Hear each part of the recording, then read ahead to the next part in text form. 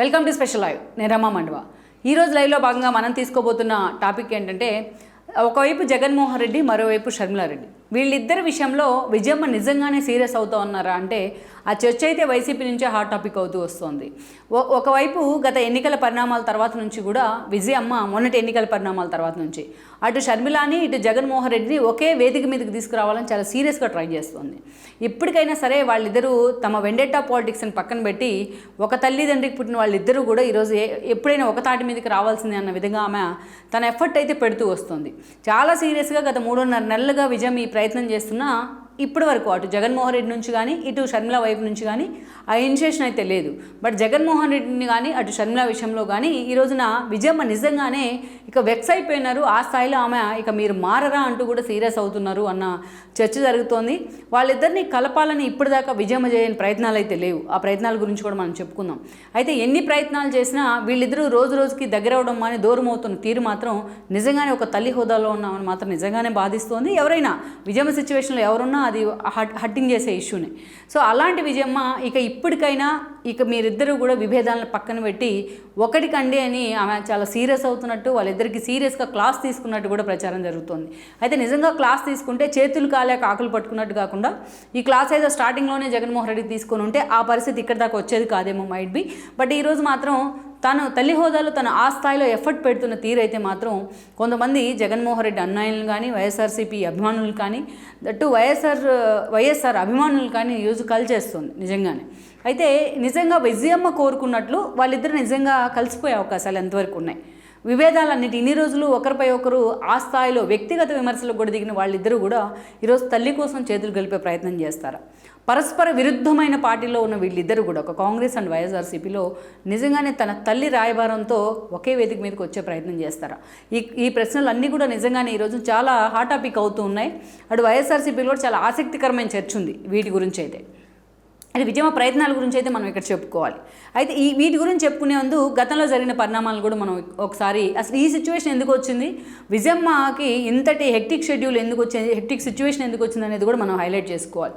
గతంలో మనం చూసినట్లయితే ముందుగా వైఎస్ చనిపోయిన పరిణామాలను మనం ఒకసారి చెప్పుకోవాలి. అందరికీ గుర్తుండే ఉంటుంది. 2009లో వైఎస్ఆర్ రెండోసారి సీఎం అయిన తర్వాత కొద్ది రోజులకే ఆయన రచ్చబండ కార్యక్రమానికి వెళ్తూ హెలికాప్టర్ ప్రమాదంలో చనిపోయినారు. పావురాలగుట్లో పడిపోయింది ఆ హెలికాప్టర్.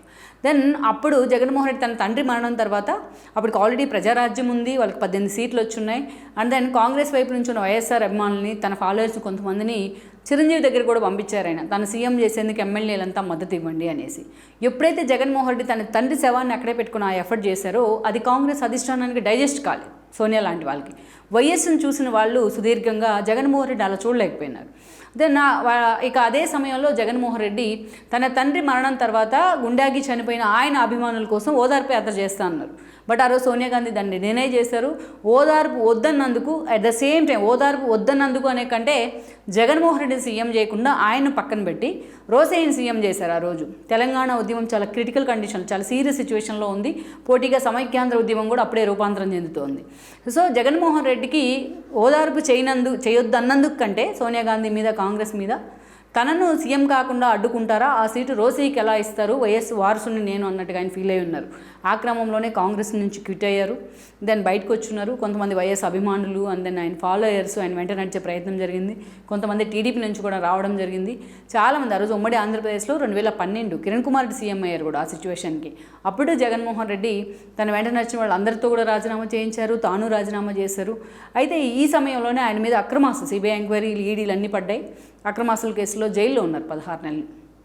ఆయన జైలుకి వెళ్ళిన సమయంలో పార్టీ ఒక అగమ్య గోచరం, అసలు మక్కలో పుట్టి పుబ్బులో అంతమయ్యే పార్టీ తరహాలో ఉంది ఆ రోజున వైఎస్ఆర్సీపీ. దీనికి ఎగ్జిస్టెన్స్ ఉంటుందా, దీనికి భవిష్యత్తు ఉంటుందా, అసలు ఆ పార్టీ అధినేతే జైల్లో ఉంటే ఆ పార్టీ పరిస్థితి ఏంటి అని కూడా చాలా చాలా సీరియస్గా చర్చ నడిచింది. అయినప్పటికీ జగన్మోహన్ రెడ్డి జైల్లో ఉన్న ఆ రోజున విజయమ్మ అండ్ షర్మిల మొట్టమొదటిసారి జనం ముందుకు వచ్చారు. అప్పటిదాకా భర్త చాటు భారీగా మాత్రమే విజయమ్మ ఉంటూ వచ్చారు. అప్పటిదాకా బ్రదర్ అనిల్ చాటు భారీగా మాత్రమే షర్మిల ఉంటూ వయసు బిడ్డగా మాత్రమే తెలుసు జనాలకి. ఈవెన్ జగన్మోహన్ రెడ్డి చాలామందికి తెలియదు అప్పుడు. సో అలాంటి సిచ్యువేషన్లో వీళ్ళిద్దరూ జనం ముందుకు వచ్చారు. ఒకవైపు తన భర్త చనిపోయిన బాధ ఒకవైపు, బైబిల్ చేతిలో పట్టుకొని మరీ విజయమ్మ ప్రచారం చేశారు. తన కొడుకుని జైల్లో పెట్టారు అన్యాయంగా అని చెప్పేసి. మరోవైపు షర్మిల చూస్తే తను జగనన్న వదిలిన బాణాన్ని రాజన్న బిడ్డను అంటూ సెంటిమెంట్ని రివీల్ చేసే ప్రయత్నం చేశారు. ఈ క్రమంలో ఆ రోజు ప్రజలు, ఏపీ ప్రజలు, ఉమ్మడి ఏపీ ప్రజలు వాళ్ళకి బ్రహ్మరథం పట్టారు. దాదాపు 2012లో ఉప ఎన్నికలు వస్తే 18 స్థానాల్లో జరిగిన ఉప ఎన్నికలు వైఎస్ఆర్సీపీ క్లీన్ స్వీప్ చేసిన పరిస్థితి అయితే ఉంది. ఇక్కడ సుభాష్ చంద్రబోస్, కొండా సురేఖ లాంటి వాళ్ళు తప్ప. దెన్ ఈ పరిణామాలు అన్నిటి తర్వాత మనం చూస్తే జగన్మోహన్ రెడ్డి జైలు నుంచి బయటికి రావడం, 2014లో ఆయన ఒక ఎక్స్పెరిమెంట్ చేశారు. అయితే జగన్మోహన్ రెడ్డి జైలు నుంచి వచ్చేంత వరకు కూడా విజయమ్మ ఆ పార్టీ గౌరవ అధ్యక్షురాల హోదాలో ఉన్నారు. అనేక కీలక కార్యక్రమాలను ఆమె ఇనిషియేట్ చేస్తూ వచ్చారు. అప్పుడు ఉమ్మడి ప్రభుత్వానికి తీసుకునే నిర్ణయాలకు వ్యతిరేకంగా అటు ప్రొటెస్టులు చేశారు, ధర్నాలు చేశారు, నిరసనలు తెలుపుతూ వచ్చారు. శోభా నాగిరెడ్డి లాంటి వాళ్ళు వెనుకుండి మరీ విజయమ్మకి మెంటర్గా నడిపిస్తూ వచ్చారు. ఆమెతో ఓనమాలు దిద్దించారు రాజకీయాల్లో. అక్కడి నుంచి మనం చూస్తే ఇక షర్మిల కూడా ఆ యొక్క పాదయాత్ర ఎప్పుడు కూడా రాష్ట్ర చరిత్రలోనే కాదు దేశ చరిత్రలో ఏ మహిళ చేయని సాహసం చేశారు. కేవలం జగన్మోహన్ రెడ్డి చెప్పారన్న ఒకే ఒక కారణంతో 3,500 కిలోమీటర్లకు పైగా ఆమె పాదయాత్ర చేశారు. ఆవిడ అనంతపురంలో పాదయాత్ర చేస్తున్న సమయంలో బస్సు మీద నుంచి కిందకి పడిపోయినారు. ఆమె కాలు కూడా విరిగింది. అయినా సరే సర్జరీ చేయించుకొని మరి ఆమె మళ్ళీ పాదయాత్ర పూర్తి చేశారు. అలా ఒక లిమ్కా బుక్ ఆఫ్ రికార్డులో కూడా ఎక్కున్నారు షర్మిల ఆ రోజు, అంత సుదీర్ఘ పాదయాత్ర చేసిన ఒక మహిళగా. అయితే ఆమె పాదయాత్ర ఆ రోజు వైఎస్ఆర్సీపీని అధికారంలోకి తీసుకురాలేకపోయింది. ఇక విజయమ్మ ప్రచారం ఆ పార్టీని అధికారంలోకి తీసుకురాపోయింది. విజయమ్మని వైజాగ్ ఎంపీగా నిలబెట్టిన జగన్మోహన్ రెడ్డి ఎంతమంది వారిస్తున్నా వెళ్ళలేదు ఆయన ఆ రోజు. ఎంపీగా నిలబెడితే వైజాగ్ ప్రజలు కూడా విజయమ్మను ఓడించారు. దెన్ వైఎస్ఆర్సీపీ ప్రతిపక్షానికి పరిమితమైంది. ఇక పీకే లాంటి వాళ్ళని వ్యూహకర్తగా నియమించుకున్నాడు జగన్మోహన్ రెడ్డి. అప్పటి నుంచి అదే స్థాయిలో పాదయాత్ర రూపంలో జనంలో ఉంటూ వచ్చారు. ఒక ఛాన్స్ కానీ, నవరత్నాలు కానీ, పీకే వ్యూహాలు కానీ, విజయమ్మ లాంటి వాళ్ళు అవసరమైన చోటు చేసిన ప్రచారం కానీ, షర్మిల లాంటి వాళ్ళు ఇంటర్నల్గా పార్టీ కోసం పనిచేసిన తీరు కానీ, ప్రధాని వాళ్ళు పెట్టిన ఎఫర్ట్స్ కానీ, ఇవన్నిటితోని జగన్మోహన్ రెడ్డి 151 సీట్లతో 2019లో సీఎం అయి ఉన్నారు. జగన్మోహన్ రెడ్డి సీఎం అయిన తర్వాత చాలా రిలాక్స్ అయ్యారు. అటు షర్మిల ఫ్యామిలీ కానీ, బ్రదర్ అనిల్ కానీ, విజయమ్మ కానీ. కానీ కొద్ది రోజులకే షర్మిల ఆయన దూరం పెడుతూ ప్రారంభించారు. యాక్చువల్గా షర్మిల చేసిన కష్టం కోసం జగన్మోహన్ రెడ్డి ఎంత దూరమైనా వెళ్ళొచ్చు. ఆమె ఏనాడు కూడా పోటీ చేస్తాను ఎక్కడి నుంచి అయినా కోరికని ముందు పెట్టలేదు. ఏనాడు పార్టీలో తనకు పదవి కావాలని అడగలేదు. అధికారంలోకి వచ్చిన తర్వాత తనకు ఏదో ఒక రాజ్యసభ లాంటి నామినేటెడ్ పోస్ట్ ఇవ్వండి అని కూడా ఆమె కోరలేదు. అయినా సరే పార్టీలో మరో పవర్ సెంటర్ రావడం జగన్మోహన్ రెడ్డికి ఇష్టం లేదా షర్మిల రూపంలో, లేకుంటే నిజంగానే భారతి లాంటి వాళ్ళు దానికి అడ్డుపడే ప్రయత్నం చేశారా? కారణాలు ఏవైనప్పటికీ జగన్మోహన్ రెడ్డి నిజంగానే షర్మిలను పక్కన పెట్టారు. కనీసం ఆమెకు రావాల్సిన ఆస్తి వాటా కూడా ఆమెకి ఇవ్వకుండా ఆమె ఇరుకుని పెట్టే ప్రయత్నం చేశారు. ఈ క్రమంలోనే ఆవిడ తిరుగుబాటు జెండా ఎగరేశారు.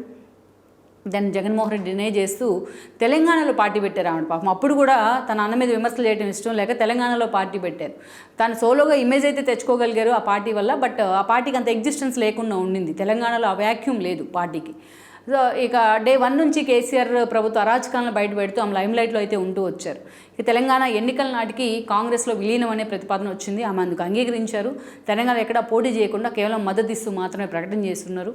తెలంగాణ ఎన్నికలు అయిపోయిన తర్వాత ఆమెకి ఏపీలో పీసీసీ చీఫ్ పదవి, ఏపీలో ఎంట్రీ కూడా లభించింది. ఏపీలో ఎలాగైనా పార్టీని రివ్యామ్ చేయాలంటే వైఎస్ ఫ్యామిలీ నుంచి ఎవరొకరు ఉండాలని కూడా రాహుల్ గాంధీ లాంటి వాళ్ళు ఆలోచన చేశారు. ఆ క్రమంలోనే డీకే లాంటి వాళ్ళు దీన్ని ఎగ్జిక్యూట్ చేశారు. షర్మిల పీసీసీ చీఫ్ అయి ఉన్నారు. వన్స్ ఆమె పీసీసీ చీఫ్గా ఏపీలో అడుగుపెట్టిన దగ్గర నుంచి జగన్మోహన్ రెడ్డి భాగోతాలను ఒక్కొక్కటిగా వెలుగులోకి తీసుకొస్తూ వచ్చారు. కూటమి తరపున పోటీ చేసిన 3 పార్టీలు ఒక ఎత్తు అయితే షర్మిల ఒక్కతే ఒక ఎత్తు అన్నట్టుగా పనిచేశారు ఆమె ఎన్నికల సమయంలో. ఒక మహిళ అయ్యుండి ఆమె చేసిన ప్రచారం ఆమెకి ఎంత ఉపయోగపడింది అనేది పక్కన పెడితే, బట్ కూటమికి మాత్రం ఆ స్థాయిలో ఒక ఎడ్జ్ని అయితే తీసుకొచ్చింది అనుకోవాలి షర్మిల చేసిన ప్రచారం కూడా. ఎందుకంటే కేవలం జగన్మోహన్ రెడ్డి ప్రభుత్వ వ్యతిరేక నిర్ణయాలు, ప్రజా వ్యతిరేక నిర్ణయాల మీద మాత్రమే ఆమె పోరాటం చేయలేదు. తాడేపల్లి ప్యాలెస్లో ఉన్న రహస్యాలను ఆమె బయటపెడుతూ వచ్చారు. వివేకానంద రెడ్డి మర్డర్ కేసు విషయం అనుకున్న అంతే రహస్యాలను కూడా అదే స్థాయిలో బట్టబయలు చేశారు. ఇలా జగన్మోహన్ రెడ్డికి ఆమె నిద్ర లేని రాత్రులను చూపిస్తూ వచ్చారు. అసలు ఎందుకు మా ఇద్దరి మధ్య గొడవ వచ్చిందంటానికి కూడా, భారతి ఎలా కారణమయ్యారంటానికి కూడా ఉదాహరణలతో సహా, ఎగ్జాంపుల్స్తో సహా బయటపెట్టే ప్రయత్నం చేశారు.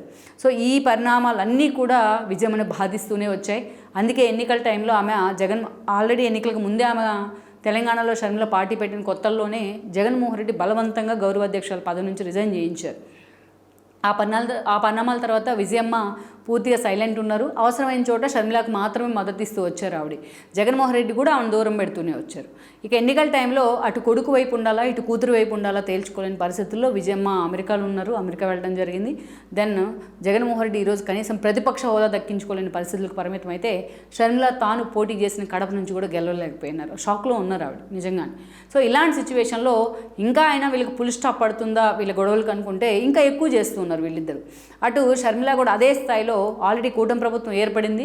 కొన్ని ఇష్యూల్లో జగన్మోహన్ రెడ్డి కూటమి ప్రభుత్వాన్ని క్వశ్చన్ చేస్తూ ఉంటే షర్మిల జగన్మోహన్ రెడ్డిని క్వశ్చన్ చేస్తూ ఉంది.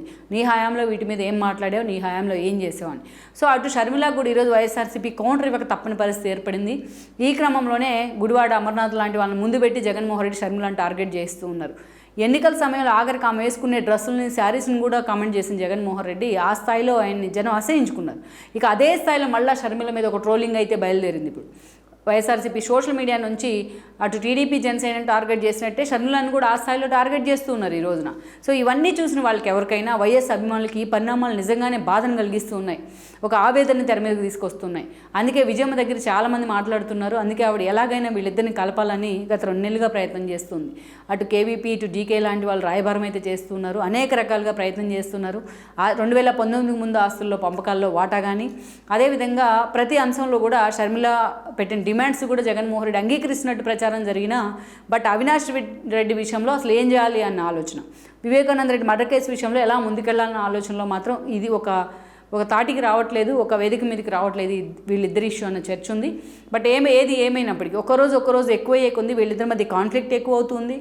తన కడుపుడు ఉండి ఇద్దరు కూడా ఉత్తర ధ్రువం దక్షిణ ధ్రువం లాగా రోజు కొట్టుకుంటూ ఉంటే మీడియా ముందు అది అటు వైఎస్ఆర్కి కూడా ఆయన పరువు పోతున్న పరిస్థితి, ఆయన పేరు కూడా రోడ్డున పడుతున్న పరిస్థితి అయితే ఉంది. ఇటు ఈ రకంగా అన్నా చెల్లెలు ఇద్దరు తిట్టుకుంటూ తన ఫ్యామిలీ పరువునే కాదు పార్టీ పరువును కూడా రోడ్డున పెడుతున్న పరిస్థితి అయితే ఉంది. అందుకే విజయమ్మ ఇక ఆమె అసహనం కూడా ఎక్కువైంది, అసంతృప్తి కూడా ఎక్కువైంది. అందుకే ఆమె దాన్ని అంత ఈజీగా తీసుకోలేకపోతున్నారు. యాక్చువల్గా విజయమ్మ ప్లేస్లో ఎవరున్నా ఏ తల్లికి రాకూడని కష్టం అది నిజంగానే, కారణాలు ఏవైనా కానీ. అందుకే ఆమె ఆ స్థాయిలో దాన్ని తీసుకోలేకపోతూ ఉన్నారు. అందుకే ఎలాగైనా ఇక చాలు ఆపండి అనే స్థాయిలో ఆమె తానే సీరియస్గా ఇన్వాల్వ్ అయ్యి తనకున్న పరిచయాలను ఉపయోగించి వాళ్ళిద్దరిని ఒకే వేదిక మీద తీసుకొచ్చి కూర్చోబెట్టే ప్రయత్నం చేస్తున్నారు. అసలు మూలాలు ఎక్కడున్నాయి వీళ్ళ గొడవ కానీ వెతికే ప్రయత్నంలో ఆమె అంతే సీరియస్గా ఇన్వాల్వ్ అయ్యారని చర్చ ఉంది. మరి ఎంతవరకు కూడా అటు కేవీపీ డీకే లాంటి వాళ్ళతోని విజయమ్మ చేసిన రాయబారం ఎంతవరకు వర్కౌట్ అవుతుంది, అటు సుబ్బారెడ్డి లాంటి వాళ్ళు కూడా ఇన్వాల్వ్ అవుతున్నారు ఈ ఇష్యూలు, ఎంతవరకు వర్కౌట్ అవుతుంది అండ్ షర్మిల జగన్మోహన్ రెడ్డి ఎంతవరకు కూడా ఒకే స్టాండ్ తీసుకుని పార్టీల పరంగా వేరైనా తమ ఇక నుంచి తిట్టుకోవద్దు కలిసిమెలిసి ఉందాం అనే ఆలోచనకు వచ్చే అవకాశాలు ఎంతవరకు ఉన్నాయన్నది కూడా మనం చూడాల్సి ఉంది. ఈ వీడియో మీకు నచ్చినట్లయితే please share, like and subscribe R24 Telugu.